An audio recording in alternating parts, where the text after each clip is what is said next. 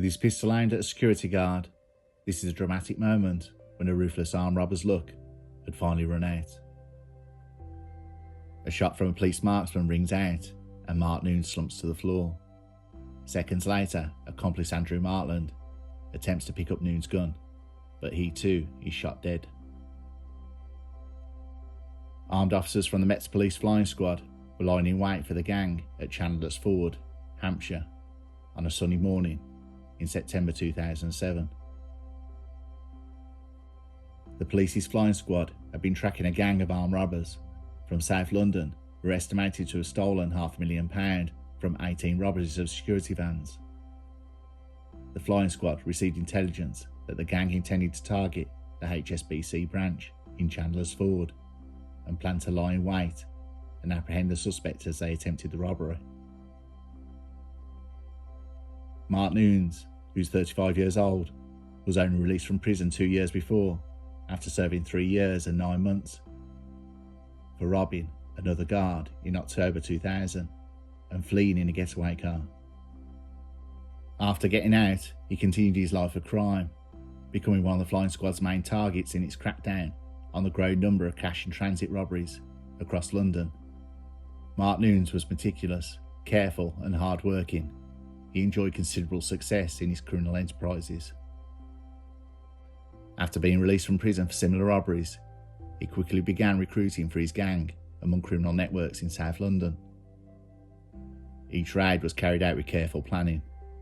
A series of reconnaissance trips were carried out in advance, and gang members were ordered to turn off their mobile phones. In the 18 months prior to September 2007, the gang had targeted banks in small towns and villages in the home counties and some further afield, where they anticipated that the police response would be slower and more limited than in London. They twice targeted banks in Bristol, 100 miles away from London, in which they carried firearms and violently assaulted security guards who resisted. The flying squad received intelligence that the gang intended to rob a cash van operated by G4S as it made its delivery to HSBC Bank in Chandler's Ford, Hampshire. The gang had used a handgun in previous robberies and had fired at bank staff and members of the public. They were in possession of armour-piercing ammunition, which police believed they intended to fire into the van if the crew did not comply with their demands. The flying squad opted to employ armed officers from CO19, the police's specialist firearms unit. The police planned to have armed officers lying in wait for the gang in a concealed location close to the bank in order to arrest the gang's members in the act. Other officers were watching from nearby buildings, along with snipers to cover the officers as they approached the scene and protect the security guards before officers arrived. The local police force, Hampshire Constabulary, agreed to allow Metropolitan Police to control the operation. It was codenamed Operation Hurlock. In the early hours of 13th September 2007, Flying Squad and CO19 officers attended a briefing in East London before travelling to Chandler's Ford. Armed officers took up positions in a block of public toilets about 50 metres from the bank, supported by snipers in vantage points overlooking the bank. At around 9:15, police officers observed Martland at a bus stop close to the bank. Other gang members were spotted in the vicinity shortly afterwards, some repeatedly driving past the bank. Shortly before 10 o'clock, Noons arrived in a second stolen car and parked opposite the bank. A few minutes later, the G4S van arrived and the guard on board began carrying cash boxes into the bank. Minutes after, Noons approached the guard, pointing a handgun at his chest, caused him to freeze. One of the police snipers opened fire. Noons was hit in the chest, collapsed at the guard's feet, but by this time, the armed officers who had been hiding in the toilet block were running towards the bank. Martland ran across to Noons, picked up the gun, and as he stood back with the weapon, he was shot by a police sniper. Hit in the chest, Martland collapsed, he was seen moving on the ground and the sniper fired again. Police officers attempted to administer first aid as they reached the van, but Martland died at the scene. Nunes was taken to Southampton General Hospital, but died later the same day. The security guard suffered a minor injury to his hand, having been grazed by a bullet.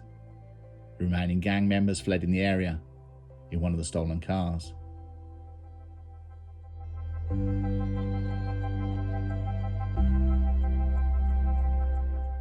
Over the following days, the police conducted armed raids at multiple locations across London and arrested 7 gang members. They were charged with conspiracy to rob and various other offences in connection with Chandler's Ford and 17 robberies. They were convicted in August 2008 and received prison sentences ranging from 5 to 17 years. During the trial, the jury was shown a video of Chandler's Ford attempted robbery taken by police officers from one of the sniper's posts, including the moments Nunes and Martland were shot.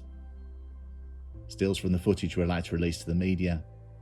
On the video, a man in a balaclava, who was identified as Nunes, can be seen approaching the guard with a handgun raised, and a police officer can be heard saying into the radio, "Robbery, robbery, strike, strike, strike." He has a gun to his head, almost immediately followed by a gunshot. As with all shootings by police officers, an independent investigation was launched by the Independent Police Complaints Commission, the IPCC. The IPCC released its preliminary report in October 2008.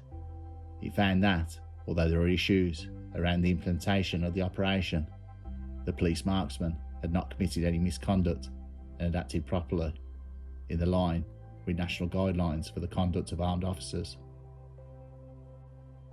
An inquest was held in Winchester in 2011, at which the jury was shown the police surveillance footage of the robbery and shooting.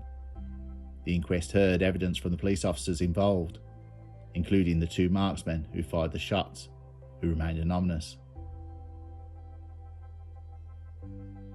The first marksman testified that he fired because he believed Nunes was a threat to the guard and to the public, and he waited until Nunes moved before firing for fear of hitting the guard.